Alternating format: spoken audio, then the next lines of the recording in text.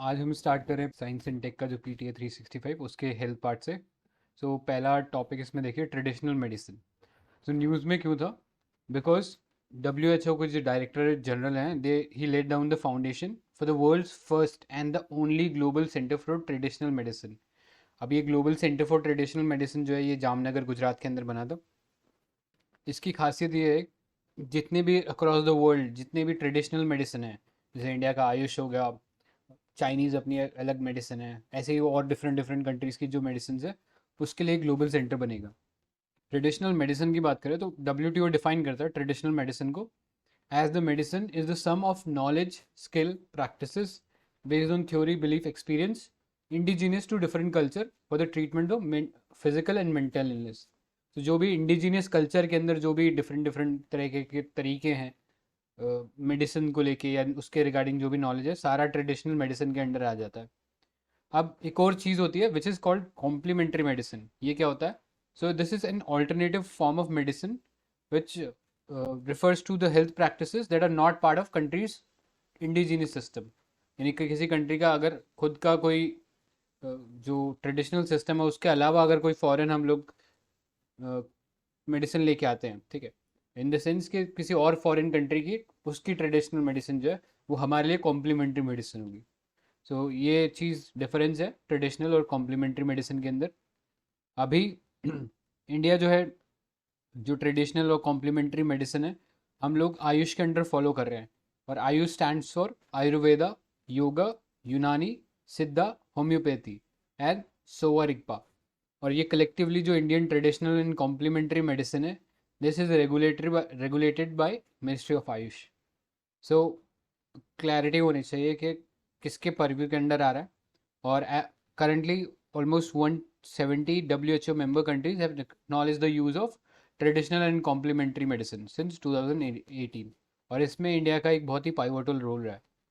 अब बात करते हैं ये जो global centre for traditional medicine है, इसके स्पेसिफिक गोल्स क्या है। पहला है, एक डाटाबेस क्रिएट करना है ट्रेडिशनल नॉलेज सिस्टम का, जिसमें अक्रॉस द वर्ल्ड जितनी भी ट्रेडिशनल नॉलेज की ट्रेडिशनल मेडिसिन प्रैक्टिसेस हैं वो सब उस डेटाबेस में रहेंगी। नेक्स्ट, मोबिलाइज करना है funding for the research for these traditional medicine. Next, create करना है international standard for testing and certification of traditional medicine.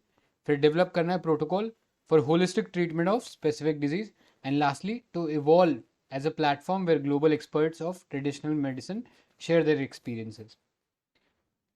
आगे जाने से पहले हम देख लेते हैं इंडिया के अंदर क्या कुछ चल रहा है ट्रेडिशनल और कॉम्प्लीमेंट्री जो मेडिसिन सिस्टम है उसको लेके, which we refer to as the AYUSH system. पहला है national AYUSH mission. This aims to promote AYUSH medical system. फिर है champion service sector scheme for medical value travel. जो मेडिकल टूरिज्म के लिए स्पेसिफिकली लोग आते हैं इंडिया के अंदर, और उससे रिलेटेड जो सर्विस सेक्टर इंडिया में डेवलप हो रहा है, we are talking about the AYUSH part of it. उसको एम्पलीफाई करना है। Next, AYUSH export promotion council है, AEPC। फिर है आयुष स्वास्थ्य योजना, which aims to roll out authentic and classic Ayush interventions. And lastly, Ayush Information Cell in several countries so that we can disseminate authentic information about Ayush system in India. और फिर ये जो medical tourism है उसको भी help करेगा। इससे related news में हम देखते लेते हैं। अभी मिनिस्ट्री ऑफ आयुष और जो FSSAI है, food safety and standard authority of India, they formulated regulation for Ayurveda आहारा प्रोजेक्ट। याद रखना, यहाँ पे आयुर्वेदिक प्रोडक्ट्स नहीं है, यहाँ पे आयुर्वेदिक आहार मतलब जो फूड रिलेटेड आइटम्स है उनकी बात हो रही है। इसमें जो मेडिसिन है वो सब नहीं आएंगी, that is totally different. This regulation have been this regulation have been framed to ensure the manufacturing of quality Ayurveda food products and to help in expanding the international market for make in India products। ये जो rules हैं, ये जो आयुर्वेदा आहार है, ये Adair करेंगे food safety standards regulation 2022 rules को। और इसके लिए एक स्पेशल लोगो दिया जाएगा कॉल्ड एज आयुर्वेदा आहार कैटेगरी, जिससे इसको इजीली आइडेंटिफाई कर सकेंगे। अब जैसा कि मैंने पहले बोला था, उसी को वापस रिपीट कर रहा हूँ कि आयुर्वेदा आहारा के अंदर हम लोग आयुर्वेदिक ड्रग्स या प्रोप्राइटरी आयुर्वेदिक मेडिसिन नहीं इंक्लूड करें, ना कोई कॉस्मेटिक, ना कोई नार्कोटिक, ना कोई साइकोट्रॉपिक सब्सटेंस रहेगा। सो फॉर एग्जांपल हम लोग बोल सकते हैं जैसे च्यवनप्राश हो गया, ठीक है, तो ये एक आयुर्वेदिक प्रोडक्ट है, फूड प्रोडक्ट है, राइट। सो ये थोड़ा सा आप डिफर कर सकते हो from other Ayurvedic medicine that we take, ठीक है। Next, cabinet approved the widening of traditional knowledge digital library, TKDL, बहुत ही इंपॉर्टेंट टॉपिक है, बिकॉज ये हम जो IPR जो पढ़ते हैं उसके रिस्पेक्ट में भी हम लोग पढ़ते हैं, और जो इंडियन ट्रेडिशनल आयुष सिस्टम है उसके भी रिस्पेक्ट में पढ़ते हैं। सो करेंटली दिस TKDL जो डाटाबेस था इसका, this was limited to 14 patent office world wide for the purpose of research and examination. तो बेसिक पर्पज ये था, इंडिया का जो ट्रेडिशनल मेडिसिन सिस्टम है उसको फॉरेन कंट्रीज़ की जो कंपनीज है चुरा कर उसके ऊपर पेटेंट ना बना ले, उसके लिए ये ट्रेडिशनल नॉलेज डिजिटल लाइब्रेरी बनाया गया है। और इसके जो ऑफिस, इसका जो एक्सेस है कुछ पेटेंट ऑफिस जो है उनको दिया गया across the world, so that उनके पास जब भी कोई पेटेंट रिक्वेस्ट आती है तो वो पहले यहाँ से चेक कर लेते हैं कि कहीं वो पेटेंट जिस चीज़ पे लिया जा रहा है वो ऑलरेडी इस लाइब्रेरी में तो है नहीं, ठीक है, और अगर नहीं है तभी जाके उसे पेटेंट मिलेगा। So this TKDL is first of its kind globally, is a database of Indian traditional knowledge established in 2001 by Council of Scientific and Industrial Research, which is CSIR and Ministry of Ayush। तो इन दोनों का joint collaboration था। इसमें again Ayurveda, यूनानी, सिद्धा, सोवा रिगपा और योगा, इससे related जो भी इंफॉर्मेशन है प्रोडक्ट रिलेटेड वो यहाँ पे गिवन है इन 5 इंटरनेशनल लैंग्वेजेस, जिसमें जर्मन, फ्रेंच, जिपनीज, स्पेनिश और इंग्लिश है। साथ ही it seeks to prevent misappropriation of countries traditional medical knowledge through patenting world wide. तो that is the use of this. और अभी इसका जो एक्सेस है ये और भी एक्सपैंड करने के लिए अप्रूवल आ चुका है, यानी और भी जो across the world patent office है वो इसे यूज़ कर पाएंगे। सो याद रखना ये नंबर 14 पेटेंट ऑफिस थे अभी तक, और अब इसको हम एक्सपैंड कर रहे हैं। नेक्स्ट, इसी से रिलेटेड एक इन्फॉर्मेशन है, pharmacopoeia commission for India medicine and homeopathy.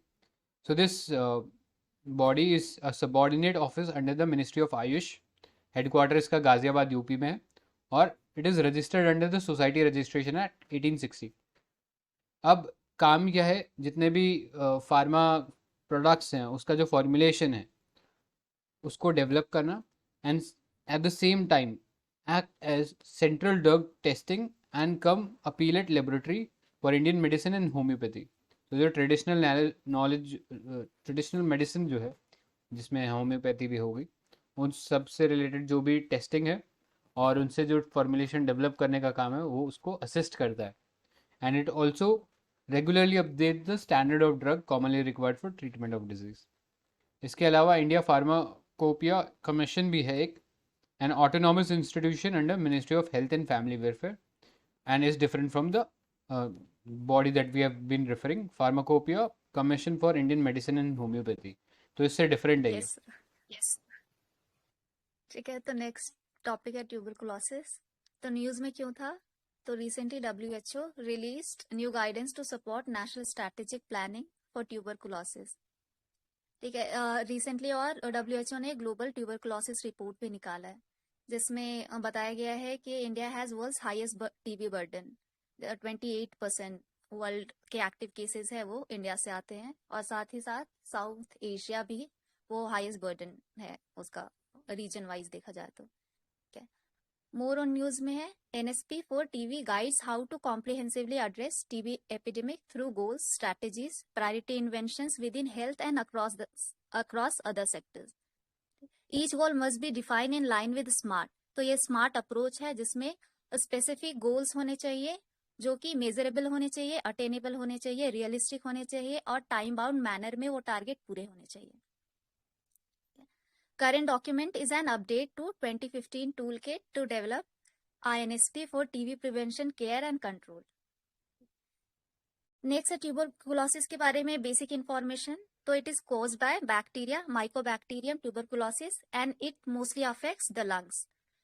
तो ये जो माइकोबैक्टीरियम ट्यूबरकुलोसिस ये टीबी का कारण बनती है, ये आइडेंटिफाई किसने किया था, तो एक जर्मन फिजिशियन और माइक्रोबायोलॉजिस्ट रॉबर्ट कोच थे, उन्होंने आइडेंटिफाई किया था, और इसके लिए उन्हें 1905 में नोबेल प्राइज भी मिला था अंडर मेडिसिन कैटेगरी।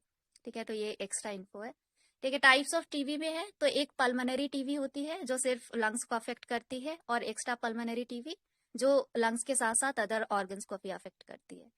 हमारे पास प्रिवेंशन के लिए क्या है, तो BCG vaccine is used among children at the time of birth. तो this is the only vaccine available है टीबी प्रिवेंशन के लिए। और अभी रिसेंटली 2 वैक्सीन अंडर ट्रायल्स है, क्लिनिकल अंडर क्लिनिकल ट्रायल्स है। तो एक VPM 1002 और MIP माइकोबैक्टीरियम इंडिकस प्राणी के बारे में सुना होगा। तो ये दोनों वैक्सीन अभी अंडर ट्रायल्स हैं।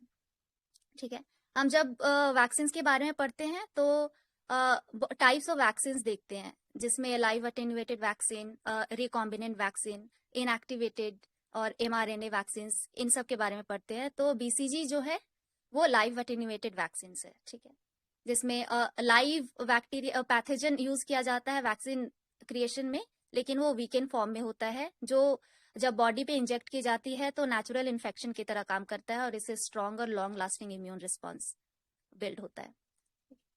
ड्रग रेजिस्टेंट टीबी के बारे में देखते हैं।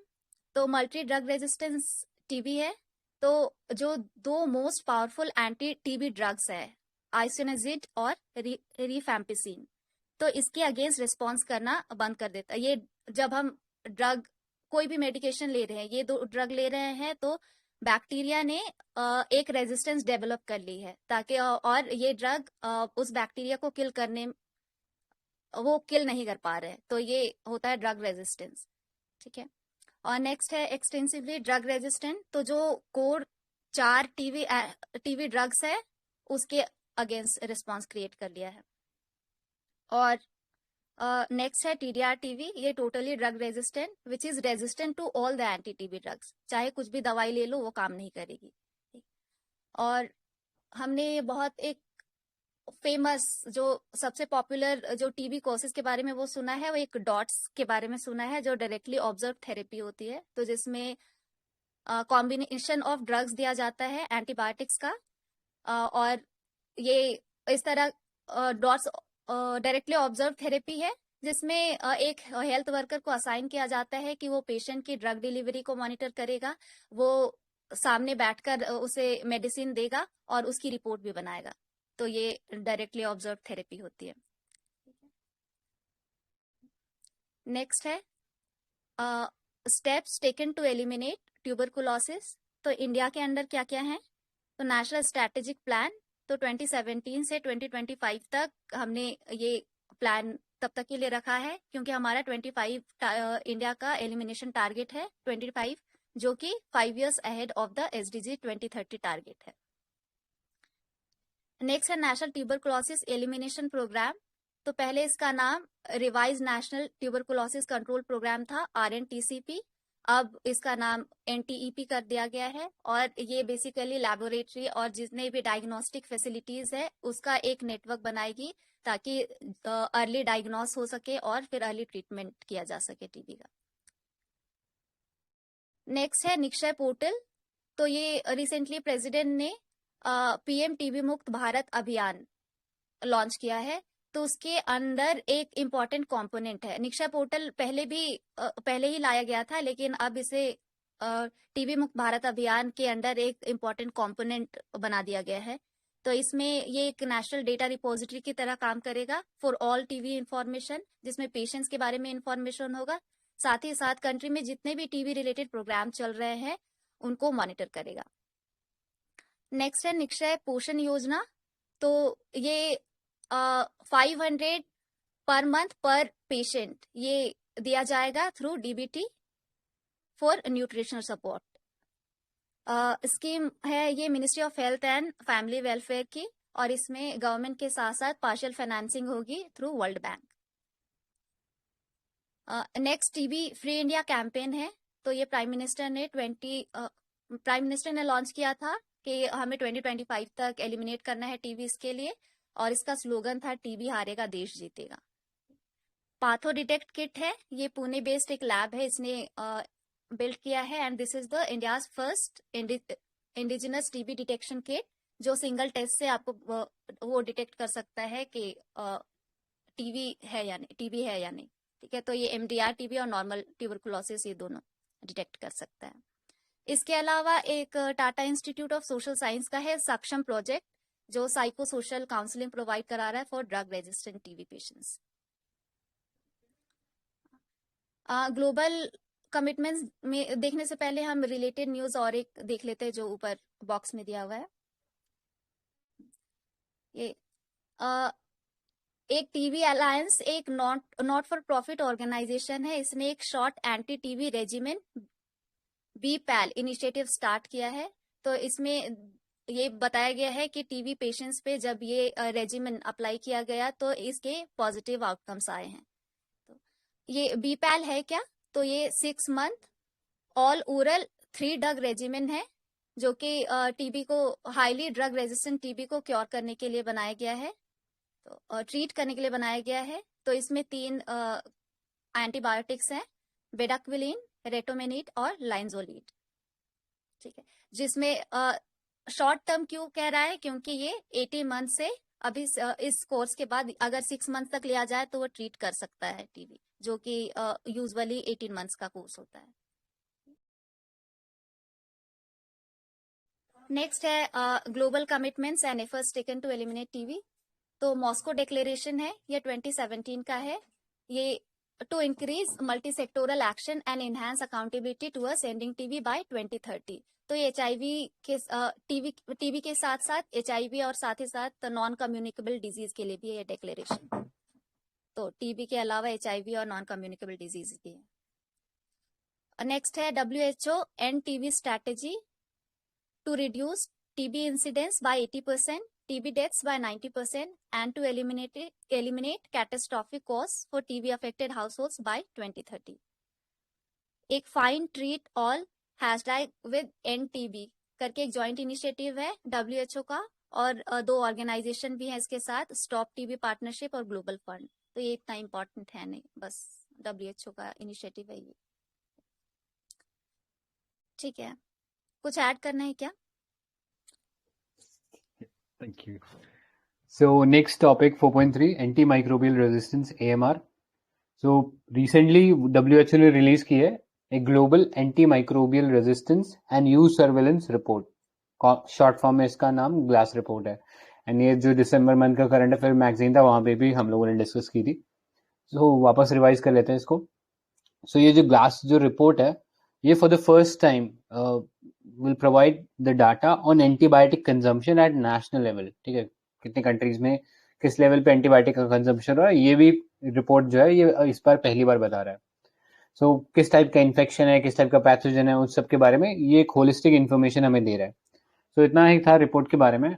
अभी ये देखते हैं कि एंटीमाइक्रोबियल रेजिस्टेंस है क्या। सो ये चीज हम लोग कई बार पढ़ चुके हैं AMR के बारे में। So it's nothing but the ability of a micro organism like bacteria, virus, parasite to stop antimicrobial from working against it. So antimicrobial basically क्या होता है, कोई ऐसा मेडिसिन है जो कि अरेस्ट कर सकता है या फिर सप्रेस कर सकता है इन बैक्टीरिया, वायरसेस या जो और कोई पैथोजन है उसकी एक्टिविटी को। सो अगर ये नहीं कर पा रहा है या जो माइक्रो ऑर्गेनिज्म है उसने रेजिस्टेंस डेवलप कर लिया, तो उस सिचुएशन को हम बोलते हैं एंटीमाइक्रोबियल रेजिस्टेंस। सो ये वर्ल्ड जो हेल्थ ऑर्गेनाइजेशन है उसने डिक्लेयर किया AMR को as one of the top 10 global health hazards facing humanity. अब अक्रॉस द वर्ल्ड हम लोग देख रहे हैं एंटीबायोटिक जो रेजिस्टेंस है वो बढ़ रहा है, और इसके कॉजेज की अगर हम बात करें तो बहुत सारे कॉजेज हैं, जैसे waste from farm, factories, communities. इनसे जो वेस्ट निकल रहा है वो धीरे धीरे जो एंटीमाइक्रोबियल रेजिस्टेंस है बढ़ा रहा है इन ऑर्गेनिजम्स में। फिर है poor hygiene and infection prevention and control, कि हम लोग प्रॉपरली जो प्रिवेंटिव हेल्थ केयर है जहाँ पे हैंड वॉशिंग और ये जो अंडररेटेड चीजें हैं इन पे ध्यान नहीं दे रहे, और इसी की वजह से बार बार बीमारी हो रही है और बार बार कंजम्पशन हो रहा है एंटीबायोटिक्स का। फिर है ओवर प्रिस्क्रिप्शन। तो समटाइम्स जो मेडिकल फर्टेनिटी है उसकी तरफ से देखने को मिलता है कि अननेसेसरी एंटीबायोटिक्स दिए जा रहे हैं, या कई बार ओवर द काउंटर बिना किसी प्रिस्क्रिप्शन के लिए जा रहे हैं drugs. And lastly practices of adding antibiotic to agriculture feed. तो जो जानवरों को जो अनाज हम लोग खिलाते हैं, ठीक है, उसके साथ भी एंटीबायोटिक उनको खिलाया जा रहा है ताकि उनको कोई बीमारी ना हो एंड उनका जो साइज है वो बड़ा हो जाए। ठीक है, ताकि वो मीट के लिए ज्यादा बेटर रिन्यूमरेशन कर पाए फिर, ठीक है। सो इम्पैक्ट यही है कि inability to treat common infection हो जाएगा, increase threat to medical procedure से, चाहे फिर ऑर्गन ट्रांसप्लांटेशन हो या कोई सिंपल सर्जरी हो, इट विल बिकम इनइफेक्टिव अगर AMR डेवलप हो गया तो। सो दैट्स हाउ, ये बहुत ही सीरियस प्रॉब्लम है। अब ग्लोबल स्टेप्स क्या लिए जा रहे हैं, पहले ये देख लेते हैं। सो ग्लोबल एक्शन प्लान है on AMR during the 2015 world health assembly. तो याद रखना, global action on anti microbial resistance WHO का प्रोग्राम है। फिर एक वन हेल्थ करके अप्रोच है, जिसके बारे में हम आगे और डिटेल में पढ़ेंगे, बट अभी के लिए ये देख लो। सो यहाँ पे WHO is working closely with FAO, food and agriculture organization, and world organization for animal health. So ये वन हेल्थ का कॉन्सेप्ट को और आगे डील करेंगे, बट अभी के लिए इतना याद रखो कि ये ऑर्गेनाइजेशन इसमें इन्वॉल्व है। Next, global antibiotic research and development partnership है, जो कि एक जॉइंट इनिशिएटिव है WHO and drugs for neglected disease initiative का। फिर इंडिया क्या इसके लिए स्टेप्स ले रहा है? सो इंडिया के पास एक प्रोग्राम हम चला रहे हैं, national programme on AMR containment, 2012 से 17 का था ये। फिर national action plan on anti microbial resistance. फिर रेड लाइन एक कैंपेन है जो स्पेसिफिकली टारगेट कर रहा है जो ओवर द काउंटर सेल हो रही है एंटीबायोटिक्स की विदाउट प्रिस्क्रिप्शन, ठीक है। तो ये रेड लाइन कैंपेन उससे रिलेटेड है। फिर फसाई की गाइडलाइन है limiting the use of antibiotics in food products. फिर एक सेपरेट शेड्यूल H1 हम लोगों ने इनकॉर्पोरेट किया है, drugs and cosmetic rules 1940s, उसका जो रूल्स है उसके अंदर हम लोगों ने ये शेड्यूल H1 डाला है, जो स्पेसिफिकली रेगुलेट करता है सेल ऑफ एंटी माइक्रोबियल्स, ठीक है। जब भी ओवर द काउंटर आप लेने जाओगे तो प्रिस्क्रिप्शन होना चाहिए, तभी आपको शेड्यूल H1 जो ड्रग है वो मिलेगी। सो आप देखना, कभी भी कोई भी एंटीबायोटिक हो उसके पीछे जरूर लिखा होगा शेड्यूल H1, और वो RX का जो निशान है वो भी रहेगा ऊपर, ठीक है, including in the prescription also. So that is the steps that are being taken in India to tackle the AMR। अब सर इससे यहाँ पे एक रिलेटेड, क्वेश्चन, हाँ बोले। ये जो लास्ट पॉइंट था कि जो सेपरेट शेड्यूल H1 है, इसके अंडर जो भी एंटीबायोटिक्स या फिर जो भी मेडिसिन रख रहे हैं वो रेगुलेट कौन करता है? Central drugs, yes, central drug standard control organisation. Correct, तो ये याद रख लेना। So moving ahead, next topic, self amplifying messenger RNA vaccine, mRNA vaccine के बारे में यहाँ पे बात हो रही है। सो mRNA वैक्सीन हम लोग कई बार पढ़ चुके हैं, सो एक बार थोड़ा सा देख लेते हैं कि ये कैसे डिफरेंट है उससे। सो अभी एक self amplifying messenger RNA vaccine called ARCT-154 was developed bye a company in US, ठीक है, कंपनी का नाम हमारे लिए इंपॉर्टेंट नहीं है। नेक्स्ट, mRNA वैक्सीन जो है एक कन्वेंशनल वैक्सीन से डिफरेंट कैसे है? सो कन्वेंशनल वैक्सीन में, जैसा अभी मैम ने थोड़ी देर पहले ही बताया था कि BCG वैक्सीन के बारे में, जब वो बता रही थी कि उसमें लाइव अटेन्युएटेड वायरस, यानी वायरस का एक किल्ड वर्जन जो है उसके अंदर यूज किया गया है। ऐसे ही जो वैक्सीन है, ज्यादातर ट्रेडिशनल वैक्सीन में हम क्या करते हैं, उसी वायरस या जो भी पैथोजन है उसको एक कंपोनेंट लेते हैं जिसे हम एंटीजन बोलते हैं। उस एंटीजन के रिस्पॉन्स में हमारी बॉडी जो है, वो जो इम्यून सिस्टम है वो ट्रिगर हो जाता है, जो हमारी एक्वायर्ड इम्यूनिटी है वो लर्न करती है, ठीक है। तो जब लाइव अटेन्युएटेड या वीकन जो किल्ड वायरस जो होता है वो बॉडी में एंटर करता है, और क्योंकि वो किल्ड वर्जन होता है या अटेन्युएटेड होता है, तो वो ज्यादा रिस्पॉन्स क्रिएट नहीं कर पाता। सो ऐसे में हमारी बॉडी एंटीबॉडीज डेवलप कर लेती है without getting much affected by the disease.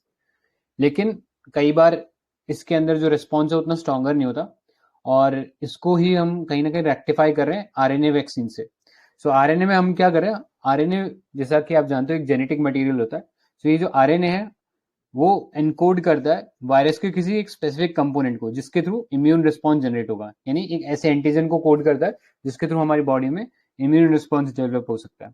तो अभी रिसेंटली आप जानते हो जो कोविड-19 के दौरान वर्ल्ड ने पहली बार mRNA वैक्सीन का इस्तेमाल किया था, और फाइजर और मॉडर्ना, ये US की कंपनीज है, इन्होंने mRNA वैक्सीन बनाई थी। सो इन्होंने उस mRNA वैक्सीन में जो कोविड वायरस है उसका जो स्पाइक प्रोटीन होता है उसका इस्तेमाल किया था to trigger an immune response. So mRNA यहाँ पे कोड किस चीज को करा था, वो प्रोटीन ऑफ कोरोना वायरस को करा था। एंड ये mRNA जो है हमारे बॉडी सेल्स के अंदर एंटर कर जाता है और हमारे सेल को बताता है कि ये प्रोटीन को आप प्रोड्यूस करो, और इसके रिस्पॉन्स में हमारी बॉडी जो है एंटीबॉडीज प्रोड्यूस करती है। सो ऐसे हम लोग सीखते हैं, या हमारी इम्यून सिस्टम सीखता है कि कैसे काउंटर करना है इस टाइप के वायरस को। अब ये सेल्फ एम्प्लीफाइंग mRNA वैक्सीन ये पहली बार बनी है, तो ये डिफरेंट कैसे है नॉर्मल mRNA वैक्सीन से। तो सेल्फ एम्प्लीफाइंग मतलब कि this is N improved version over traditional mRNA vaccine because it encodes 4 extra protein, यानी यहाँ पे थोड़े से एक्स्ट्रा प्रोटीन हमें मिल रहे हैं जो ट्रेडिशनल mRNA वैक्सीन में नहीं थे, जिसके मदद से इन 4 एक्स्ट्रा प्रोटीन की मदद से ये जो ओरिजिनल आरएनए है ये अपने आप को एम्पलीफाई करता है। एम्पलीफाई मतलब अपनी लेंथ जो है बढ़ाता है, और इस लेंथ को बढ़ाने से बहुत सारे एडवांटेजेस मिलते हैं।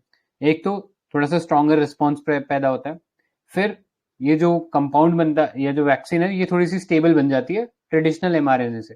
तो आपको पता ही होगा ये जो ट्रेडिशनल एमआरएनए वैक्सीन है इसको बहुत ही कोल्ड स्टोरेज में रखना पड़ता है। सो यहाँ पे हमें जो स्टोरेज पार्ट है वो थोड़ा सा इजी हो जाएगा, क्योंकि यहाँ पे mRNA का जो स्टैंड है वो अपने आप रेप्लिकेट कर जाएगा, और this will lead to lowering the cost of vaccine. ठीक है, सो ये कुछ एडवांटेजेस हैं। एंड ओवरऑल आरएनए वैक्सीन के एडवांटेजेस की बात करें तो पहला ये सेफ और नॉन इन्फेक्शियस है।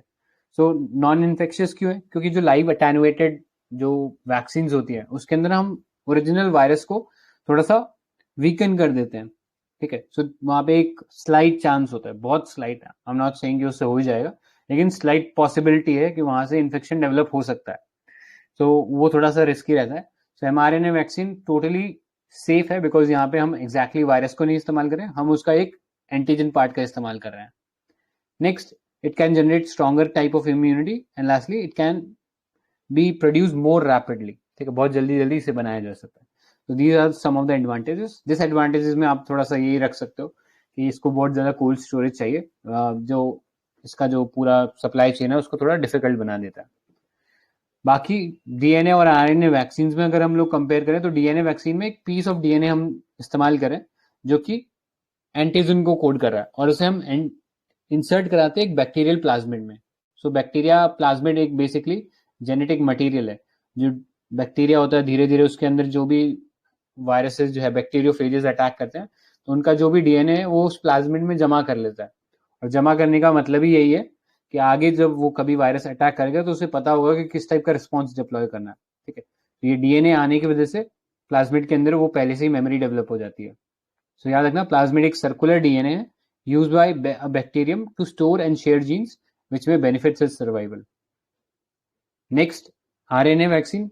तो यहाँ पे हम एक कॉपी जो नेचुरल केमिकल है कॉल्ड मैसेंजर आरएनए उसका इस्तेमाल कर रहे हैं। सो हमें ट्रांसक्रिप्शन का प्रोसेस, जो पूरी जेनेटिक साइकिल है उसका प्रोसेस पता है। फिर सबसे पहले डीएनए आता है, डीएनए से फिर आरएनए बनता है, और आरएनए जो है फिर प्रोटीन को कोड करता है, और प्रोटीन जो है वो फिजिकल कैरेक्टरिस्टिक जो है उसको रिफ्लेक्ट कराता है। जैसे हमारी आंखों का कलर है तो उसके लिए पहले कोई डीएनए होगा, उसके कॉरेस्पॉन्डिंग ट्रांसक्रिप्शन होके आरएनए बनेगा, और आरएनए से फिर प्रोटीन बनेगा, that is known as translation. तो यहाँ पे भी डायरेक्टली यही चीज हो रहा है कि हम सीधा आरएनए इंसर्ट करें और आरएनए एक प्रोटीन को कोड करेगा। Next, the DNA vaccine is more stable then RNA vaccine. तो रीजन इसका सिंपल ही है, डीएनए का जो मॉलिक्यूलर स्ट्रक्चर है वो डबल स्टैंडर्ड होता है, और डबल स्टैंडर्ड होता है तो ये ज्यादा स्टेबल होता है एज कम्पेयर टू आरएनए जो कि एक सिंगल स्टैंडर्ड जेनेटिक मटेरियल है। फिर आरएनए वैक्सीन के अंदर जो अगर उसको कंपेयर करें तो डीएनए वैक्सीन के अंदर पोटेंशियल होता है to integrate into host cell genome. So हमारे जो होस्ट सेल्स हैं उसका जो जीनोम है उसको बदल सकते हैं। तो ये थोड़ा सा आरएनए से इस तरीके से डिफरेंट है। That is all you need to know about this. ठीक है, moving ahead to the next article, one health. So one health approach ये एक कॉन्सेप्ट है जो अभी न्यूज में आया था, क्योंकि 4 मल्टीलेटरल एजेंसीज ने one health joint plan launch किया था, एक्शन प्लान। सो इसमें जो 4 क्वाड्रीपार्टाइट एजेंसीज थी वो थी UN FAO, UN environment programme, world health organization और world organization for animal health. So basically one health को पहले हम देख लेते हैं कि वन हेल्थ होता क्या है। सो जैसे इस डायग्राम में दिख रहा है, ह्यूमन हेल्थ और जो एनिमल हेल्थ है वो इंटरडिपेंडेंट है। So at the same time both depend on environment. So environment पे दोनों डिपेंड करते हैं, और ह्यूमन हेल्थ और एनिमल हेल्थ दोनों इंटरडिपेंडेंट है। सो ये कॉन्सेप्ट है वन हेल्थ का। तो मेन एम क्या था हमारे one health joint action plan का 2022 टू 2026, जो कि 5 ईयर का एक्शन प्लान है। इसका एम है कि जो भी हमारे हेल्थ चैलेंजेस आ रहे हैं global, regional and country level पे, उसके लिए एक फ्रेमवर्क क्रिएट करें और इंटीग्रेटिंग सिस्टम और एक कैपेसिटी डेवलप करें ताकि कलेक्टिवली हम लोग इन हेल्थ के थ्रेट्स को प्रिवेंट कर सकें। सो मेनली हमारा ये मिटिगेट करने का प्लान है एक, और इसका इम्प्लीमेंटेशन पीरियड है 2022 टू 2026, 5 ईयर का प्लान है। अभी इंडिया में क्या स्टेप्स लिए गए हैं हमारे वन हेल्थ अप्रोच के लिए? सो इंडिया ने बनाया एक वन हेल्थ सपोर्ट यूनिट, जिससे डिपार्टमेंट ऑफ एनिमल हस्बेंड्री और डेयरिंग ने डेवलप किया है, और एक नेशनल लेवल पे वन हेल्थ फ्रेमवर्क भी है हमारा, जो ये वन हेल्थ सपोर्ट यूनिट चलाती है। इस फ्रेमवर्क का एम क्या है कि improving the national and state level resource allocation and policy ecosystem of zoonotic diseases. So national और स्टेट लेवल पे हम लोग रिसोर्स एलोकेशन करें और एक ऐसा पॉलिसी इकोसिस्टम बनाए जो हम जूनोटिक डिसीजेस को टैकल कर सके। जो हमारे जूनोटिक डिसीजेस हैं लाइक अभी मंकी पॉक्स, इस टाइप की जूनोटिक डिसीज, कोविड वायरस जो हम लोग एनिमल से डिराइव हुआ है, वो हमारे जूनोटिक डिसीज हैं। और under it the pilot project are being implemented in states, जैसे उत्तराखंड और कर्नाटका में अभी कुछ पायलट प्रोजेक्ट चलाए जा रहे हैं। तो वो पहले इम्प्लीमेंट कर रहे हैं पायलट प्रोजेक्ट, फिर ताकि हम बेटर तरीके से दूसरे स्टेट्स पे टैकल कर सकें इन डिसीज को। एक हमारा national mission on biodiversity and human wellbeing आया है, जो कि prime minister science and technology and innovation advisory council ने बनाया। और एक हमारा वन हेल्थ प्रोजेक्ट जो डिपार्टमेंट ऑफ बायोटेक्नोलॉजी ने बनाया, जिसमें सर्वेलेंस करते हैं जूनोटिक डिसीजेस की as well as trans boundary pathogen. जैसे कोविड था जो ट्रांस बाउंड्री हमारा चाइना के थ्रू और दूसरी कंट्रीज के थ्रू हमारे इंडिया में आया था। सो इन डिसीजेस को हम ट्रांस बाउंड्री डिसीज कहते हैं, जो हमारे दूसरी कंट्री से हमारी कंट्री में मूवमेंट होती है। these diseases are called transboundary disease। और कुछ ग्लोबल इनिशिएटिव्स भी हैं इसके लिए, जैसे पिलेंस पर रेजोल्यूशन 2001। सो इसके अंदर भी पोटेंशियल वाइल्ड हेल्थ इम्पैक्ट को देखते हैं, और डेवलपमेंट प्रोजेक्ट में कुछ भी पोटेंशियल वाइल्ड हेल्थ इम्पैक्ट क्या हो सकते हैं। सपोज कोई डेवलपमेंट प्रोजेक्ट बन रहा है, तो उससे क्या क्या वाइल्ड लाइफ को हमारे हेल्थ के इम्पैक्ट पड़ सकता है। सो ये सब कंसीडर करते हैं हम इस रेजोल्यूशन में। एक हमारा है वर्ल्ड वन हेल्थ। सो ये हमारा आया था वाइल्ड लाइफ कंजर्वेशन सोसाइटी से 2007 में, जिसमें 12 रिकमेंडेशंस थी, मैनहट्टन प्रिंसिपल्स जिसको बोलते हैं, ताकि हम एपिडेमिक डिसीज को प्रिवेंट कर सके और एक इंटीग्रिटी मेंटेन कर सके हमारे इकोसिस्टम में, ताकि डिसीजेस दूसरे जगह ना फैलें। सो इसमें 12 रिकमेंडेशंस आई थी जो मैनहट्टन प्रिंसिपल्स है। ये थोड़ा इंपॉर्टेंट है। मैनहट्टन प्रिंसिपल्स किसके रिगार्डिंग है ये पूछ सकते हैं यूपीएससी में। एक हमारा national framework for one health, ये एफएओ की कुछ गाइडलाइंस हैं जिससे हम कैसे ओवरकम कर सकते हैं कुछ सिस्टमिक बैरियर्स को, ताकि हम वन हेल्थ अप्रोच को यूज कर सके। सो ये हमारा था वन हेल्थ अप्रोच। इसमें डाउट है किसी को? ठीक है, तो नेक्स्ट आर्टिकल पे चलते फिर। सो नेक्स्ट है first ever fungal priority pathogen list. So WHO ने रिलीज किया है ये first ever fungal priority pathogen list अभी। सो इसलिए ये पूरा टॉपिक न्यूज में। सो पैथोजन को हम दो कैटेगरीज में डिवाइड कर सकते हैं, cellular that is living and A cellular non living. तो हमारे पास नॉन लिविंग के अंदर एक पैथोजन है दैट इज वायरस। तो वायरस जो है, अगर वो बॉडी के किसी होस्ट सेल को अटैक नहीं है या अटैच नहीं कर रहा, तब तक वो नॉन लिविंग स्टेट में रहता है। एंड जैसे ही वो किसी और सेल के साथ अटैच हो जाता है, ठीक है, तो फिर वो लिविंग बन जाता है। सो इसलिए इसे ए सेल्यूलर और नॉन लिविंग कैटेगरी में रखा गया है। बाकी जो सेल्यूलर है वो सब लिविंग है, जिसमें पैरासाइट, प्रोटोजोआ, फंगी, प्रोकैरियोट्स, ठीक है। प्रोकैरियोट्स में आपका बैक्टीरिया आ गया। फंजाई जो है उसके अंदर बहुत तरह के फंगल इन्फेक्शंस होते हैं, जैसे एथलीट फुट एग्जाम्पल है। फिर प्रोटोजोआ में हमें पता ही है मलेरिया का जो पैथोजन है, दैट इज प्लाज्मोडियम प्लेसिपेरम या प्लाज्मोडियम वीवेक्स, या और भी डिफरेंट टाइप के प्लाज्मोडियम होते हैं, बट जनरली प्लाज्मोडियम जो है मलेरिया कॉज करते हैं। एंड लास्टली फिर पैरासाइट है हमारे पास, जो कि हेलमिन्स एग्जाम्पल हो गए, जैसे टेपवर्म वगैरह जो पेट के अंदर हो जाते हैं। तो these are some of the type of pathogens. अब बात करें फंगल पैथोजेंस की, तो fungal pathogens are a major threat to public health, और बहुत तेजी से ये जो है स्प्रेड हो रहे हैं। रीजन बिंग जो क्लाइमेट चेंज जो हो रहा है उसकी वजह से हम देख रहे हैं, या जो ग्लोबल वार्मिंग हो रही है उसकी वजह से हम देख रहे हैं जो टेम्परेचर वो इंक्रीज कर रहा है। और ऐसी कंट्री जहाँ पे अभी तक थोड़ा सा कोल्डर क्लाइमेट रहता था, वहां पे भी थोड़ी ग्लोबल वार्मिंग की वजह से टेम्परेचर इंक्रीज हो गया, एंड इसकी वजह से जो फंगल इन्फेक्शन है उसका जो स्कोप है, जोग्राफिकल स्कोप, वो भी बढ़ गया। तो that's why this fungal pathogen priority list जो है वो न्यूज में आई थी, WHO ने इसको बनाया है। तो इसमें 4 classes of anti fungal medicine रखे गए, एजोल्स, एक्नोकेंडिन्स, प्राइमिडाइंस एंड पॉलिन्स। तो नाम थोड़ा सा देख लेना, because UPSC is notorious for this thing कि ऐसे बहुत ट्रिकी से जो नेम्स होते हैं वो उठा के डाल देगा, फिर पूछेगा ये क्या है। सो ये चीजें अभी न्यूज में, तो आई थिंक थोड़ा सा एक दो बार आंखों के सामने से जाएगा तो automatically you have a gut feeling कि ये चीज हमने यहाँ पे पढ़ी होगी। ठीक है, सो देख लेना इसको, मेडिसिन को। नेक्स्ट इसके अंदर फंगल प्रायोरिटी पैथोजन लिस्ट जो है, इसमें 19 फंगाई को कैटेगराइज किया गया है, critical, high, medium and priority. So ये जो नेम है काफी टेक्निकल है, आई डोंट थिंक इतना ज्यादा टेक्निकल पढ़ने से कोई फायदा होगा, तो बस एक बार नजर मार लेना इसमें से, बाकी आई डोंट थिंक इतना ज्यादा इंपॉर्टेंट है। सो इतना ही था फंगल पैथोजन प्रायोरिटी लिस्ट के बारे में। सो नेक्स्ट टॉपिक पे चलते हैं, which is 4.7। Vaishali ma'am, I think आप कंटिन्यू कर सकते हैं यहाँ से। सो नेक्स्ट टॉपिक है हमारा फूड सेफ्टी से रिलेटेड है। अभी हमारा FSSAI एक इंडेक्स निकालता है जिसे बोलते हैं स्टेट फूड सेफ्टी इंडेक्स 2021-22। सो हम इसके बारे में पढ़ते हैं अभी कि क्या होता है स्टेट फूड सेफ्टी इंडेक्स। सो एनुअली ये रिलीज होता है, और कब से रिलीज हो रहा है, 2018-19।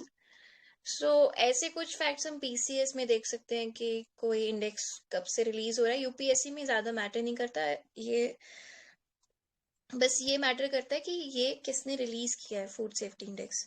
सो इसमें कुछ पैरामीटर्स हैं, वो देख लेते हैं, जैसे consumer empowerment, training and capacity building, food testing infrastructure and surveillance.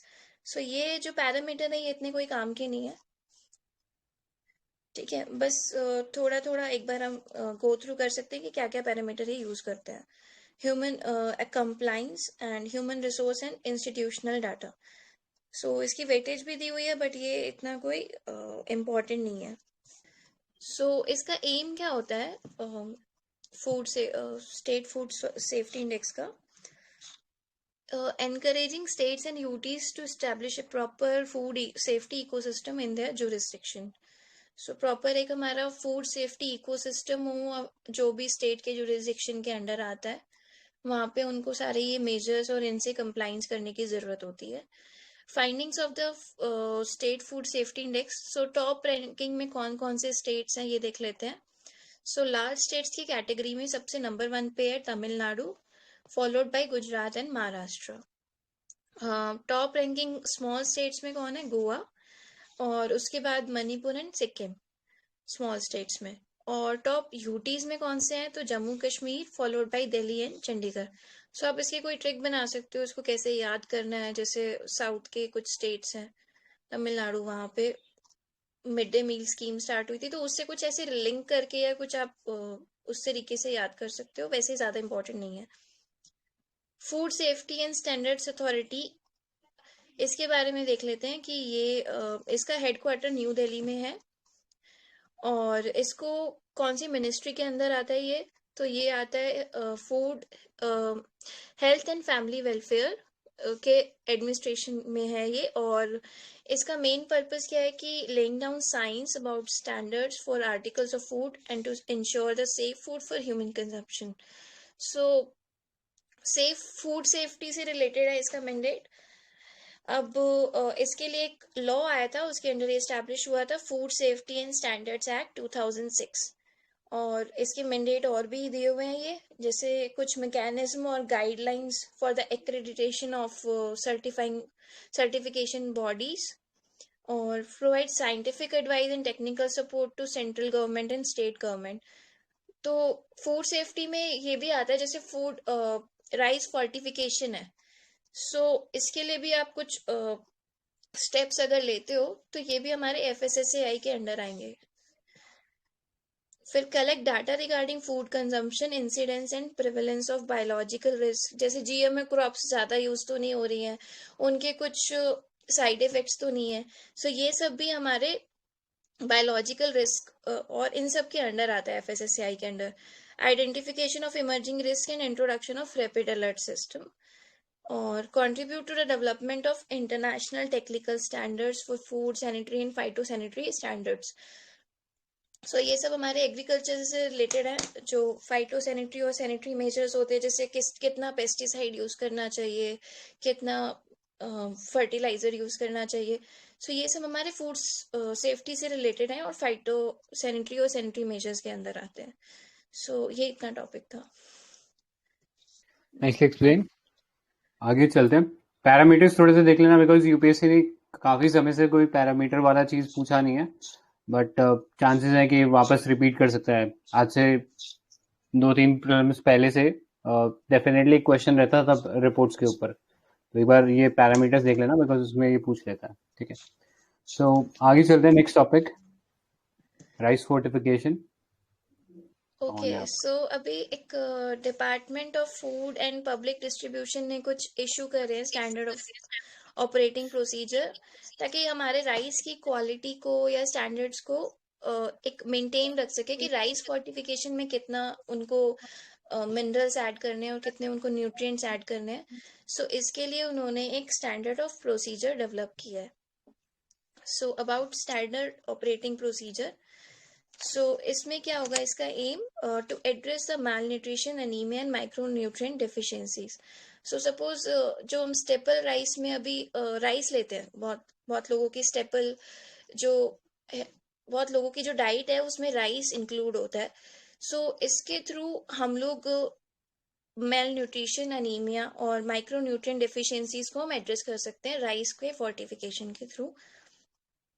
So SOP in brief, इसमें क्या है कि राइस स्पेसिफिकेशन, सो कौन सा राइस यूज होगा ये सब स्पेसिफाई करेंगे कि राइस की स्पेसिफिकेशन क्या होनी चाहिए और वो FSSAI के रेगुलेशंस को फॉलो करती है या नहीं करती है। So milled rice in which fortified rice kernels will be blended, so fortified rice उसके अंदर ब्लेंड करेंगे और वो कंप्लाई करनी चाहिए हमारे food safety and standard regulation 2011 को, ये भी FSSAI के अंडर आता है।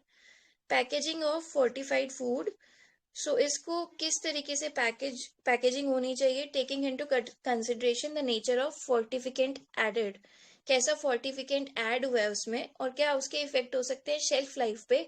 सो उसके अकॉर्डिंग उसकी पैकेजिंग को स्पेसिफाई किया कि कैसी पैकेजिंग होनी चाहिए, प्लास्टिक में होनी चाहिए या फिर दूसरे बैग्स में होनी चाहिए।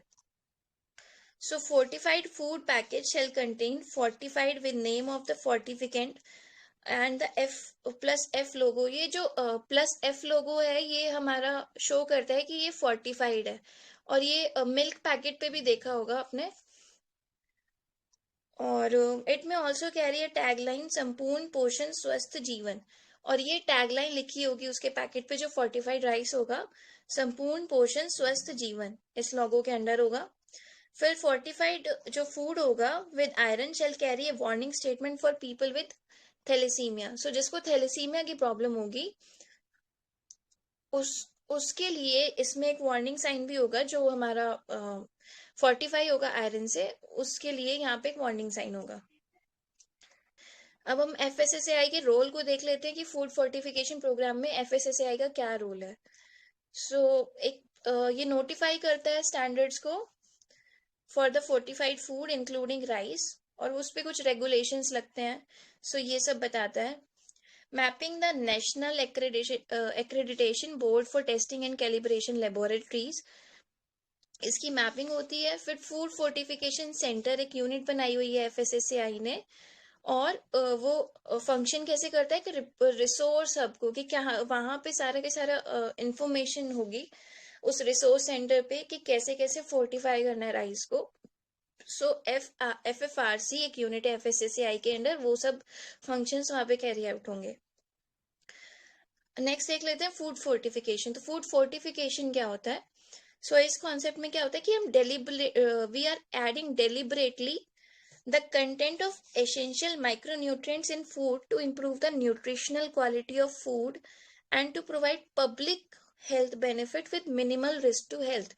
So हम लोग क्या कर रहे हैं कि deliberately कुछ micronutrients ऐड कर रहे हैं ताकि जो प्रॉब्लम होती है लाइक अनीमिया की, उसमें हम deliberately आयरन ऐड कर रहे हैं, या फिर कोई और प्रॉब्लम होती है हम उसमें जिंक ऐड करते हैं। सो ये सारे कंपोनेंट्स हम ऐड करते हैं deliberately ताकि जो इतनी सारी प्रॉब्लम्स है मैल न्यूट्रिशन की, उसको हम टैकल कर सकें और पब्लिक को बेनिफिट मिल सके इसके लिए। रेगुलेशन हमारा food safety standard fortification of food regulation के अंडर 2018, इसके अंडर हमारे रेगुलेट होता है फोर्टिफाइड फूड। रेगुलेशन इसलिए होता है बिकॉज अगर हम ज्यादा फोर्टिफिकेशन भी करते हैं so that will lead to some health disease. So that's why एक रेगुलेशन होता है इस एक्ट के अंदर। Fortified food means a food as specified under the FSSAI Regulation 2011 that has undergone the process of fortification as per the provision of these regulations. So fortification के भी कुछ rules होते हैं किस तरीके से हमें fortify करना है, उसके पीछे कुछ रिसर्च की जाती है और टेक्निकल एक्सपर्ट्स और डॉक्टर से रिकमेंडेड होता है डाइटिशियन से। उस रूल्स के अंडर वो स्पेसिफाई करते हैं कि कितना फोर्टिफिकेशन करना है और उसी के अकॉर्डिंग उस फूड को फोर्टिफाई किया जाता है और उसको हम फोर्टिफाइड फूड बोलते हैं। In India wheat flour and rice are fortified with iron. ये हम देख सकते हैं कि ये इंपॉर्टेंट है। Iron, vitamin B12, folic acid, milk and edible oil with vitamin A and D, and double fortified salt with iron and iodine. So salt को हम आयोडीन और आयरन से फोर्टिफाई करते हैं। व्हीट फ्लोर और राइस को हम आयरन, विटामिन B12 और फॉलिक एसिड से फोर्टिफाई करते हैं, और मिल्क और एडिबल ऑयल को हम विटामिन A और D से फोर्टिफाई करते हैं। सो अभी पैकेजिंग्स में बहुत सारे आता भी है ये, if we see the packaging of oil and milk. Next हमारा राइस फोर्टिफिकेशन। सो राइस फोर्टिफिकेशन में क्या होता है कि एक प्रोसेस होता है जिसमें हम कुछ माइक्रो न्यूट्रिएंट्स राइस में ऐड करते हैं, और जब उस rice when fortified will contain micro nutrient, mandatory micro nutrients. इसमें हमारा आयरन है, फॉलिक एसिड है और विटामिन B12 है, और ऑप्शनल में हम लोग ऐड कर सकते हैं zinc, vitamin A, thiamine, riboflavin, niacin. ये कुछ विटामिन A है और विटामिन B है जो हम ऐड करते हैं मोस्टली इनकी डेफिशिएंसीज को कम करने के लिए, as per the level specified by the food safety and standard fortification of food regulation 2018। इसके अंदर ये सारे जितनी क्वांटिटी में स्पेसिफाई होते हैं उतने ऐड किए जाते हैं राइस में। और SSAI के नॉर्म्स में फोर्टिफाइड राइस के अंदर क्या क्या होना चाहिए? आयरन, फॉलिक एसिड और विटामिन B12, ये हमारा नॉर्म्स में लिखा होता है। और एडिशनली हम लोग ये सब ऐड करते हैं, ये हमने पहले भी पढ़ा है, vitamin A, B1, vitamin B2, ये इसी के नाम है, राइबोफ्लेविन, नियासिन और पायरिडॉक्सिन, इसी के साइंटिफिक नेम्स है। टेक्नोलॉजीज क्या क्या यूज होती हैं जब ऐड करने होते हैं हमें माइक्रो न्यूट्रिएंट्स? सो एक टेक्नोलॉजी है डस्टिंग। इसमें हम क्या करते हैं कि इसमें कुछ माइक्रो न्यूट्रिएंट्स को राइस ग्रेन के सरफेस पे ऐड किया जाता है यूजिंग इलेक्ट्रोस्टैटिक फोर्स। सो इस प्रोसेस को हम बोलते हैं डस्टिंग। इसमें मेन ये टर्म है कि इलेक्ट्रोस्टैटिक फोर्स को हम उसके सरफेस पे ऐड करते हैं। और इसमें क्या होता है कि लिमिटेड न्यूट्रिएंट प्रोटेक्शन मिलती है जब राइस को वॉश करते हैं, सोक करते हैं और कुक करते हैं। Excess water which is then discarded. So limited क्या है कि हम लोगों को लिमिटेड अमाउंट में वॉश करना होगा, सोक करना होगा और कुक करना होगा राइस को, और उसमें से थोड़ा एक्सेस वाटर निकाल के, मतलब ज्यादा बिकॉज ऊपर सरफेस पे डाला जाता है तो ज्यादा हम लोग उसको ओवर कुक नहीं करते और ज्यादा उसको वॉश नहीं करते राइस को। Coating and extrusion. सो ये भी एक 2 स्टेप प्रोसेस होता है। फर्स्ट इसमें कोटिंग करते हैं या फिर इसे एक्सट्रूजन टेक्नोलॉजी बोलते हैं, ताकि हम कुछ फोर्टिफाइड कर्नल्स को प्रोड्यूस कर सके। सेकंड, जो ये फोर्टिफाइड कर्नल्स हैं इनको हम नॉन फोर्टिफाइड राइस के साथ ऐड कर देते हैं। तो कुछ राइस हमारा जो है उसमें हम कोटिंग करते हैं न्यूट्रिएंट्स की, और उस न्यूट्रिएंट्स को हम उस राइस को हम नॉन फोर्टिफाइड राइस के साथ मिक्स कर देते हैं, और कुछ रेशो में। और इंडिया में राइस जो है मेनली वो एक्सट्रूजन टेक्नोलॉजी से ही फोर्टिफाई किया जाता है, और जिसमें मिल राइस को हम लोग पल्वराइज करते हैं और मिक्स करते हैं प्री मिक्स से, जिसमें हमारे विटामिन और मिनरल्स ऐड होते हैं। और लास्ट में FR के उसमें ऐड कर दिया जाता है ट्रेडिशनल राइस में इन द रेशो 1:50 to 1:200। सो ये हमारा प्रोसेस होता है एक्सट्रूजन प्रोसेस। ये थोड़ा इंपॉर्टेंट है, इसको आप देख सकते हो। ये दोनों प्रोसेस इंपॉर्टेंट है फोर्टिफिकेशन में। अब बेनिफिट्स क्या क्या है राइस फोर्टिफिकेशन के? एक तो ये मैल न्यूट्रिशन और अनीमिया को एक कॉस्ट इफेक्टिव मैनर में हम लोग टैकल कर सकते हैं। इस प्रॉब्लम को हम खत्म कर सकते हैं राइस फोर्टिफिकेशन के through. Preventing cretinism, quieter, thyrotoxicosis और ब्रेन डैमेज। जो भी हमारी प्रॉब्लम होती है विटामिन B12 की डेफिशिएंसी से, या विटामिन A की डेफिशिएंसी से, या फिर आयोडीन, इन सब की डेफिशिएंसी से, तो ये वाली प्रॉब्लम्स हम टैकल कर सकते हैं। Improve the fetal and neonatal health. So इतने एनीमिया और ये सारे बेनिफिट्स के थ्रू हम न्यूनेटल और फीटल की हेल्थ को इम्प्रूव कर सकते हैं। सो ये हमारे सारे बेनिफिट्स होते हैं राइस फोर्टिफिकेशन के। Nicely explain. तो दो एक लेना, ये वाला पार्ट थोड़ा सा इंपॉर्टेंट है बिकॉज काफ़ी समय से ये वाला भी पार्ट न्यूज़ में रहा है। एक हमने डिजीज़ यहाँ पे डिस्कस की थैलेसीमिया। तो थैलेसीमिया के बारे में याद रखना, जेनेटिक डिसऑर्डर है एंड यहाँ पे लोअर लेवल ऑफ हीमोग्लोबिन होता है। So as you know, haemoglobin जो है हमारी बॉडी के अंदर जो ऑक्सीजन का ट्रांसपोर्टेशन है वो हीमोग्लोबिन के थ्रू ही होता है। हीमोग्लोबिन के ऊपर बाइंड करते हैं ऑक्सीजन के 4 मॉलिक्यूल्स, और फिर वो बॉडी के जितने भी सेल्स है जिनको ऑक्सीजन की डिमांड होती है वो हीमोग्लोबिन ही फुलफिल करता है। तो लोअर लेवल ऑफ हीमोग्लोबिन मतलब कि ऑक्सीजन बॉडी को कम मिल रहा है एंड देयरफॉर काफी थकान देखने को मिलेगी ऐसे इंसान के अंदर जिसको थैलेसीमिया की ये बीमारी है। ठीक है, सो ये पॉइंट्स याद रखना।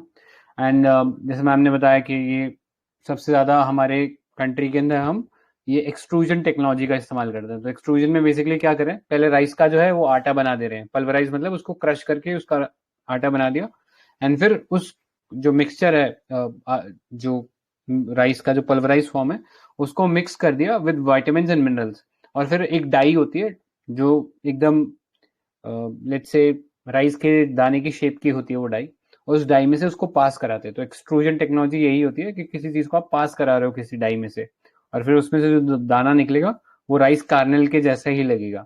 सो that is what is this extrusion technology is all about.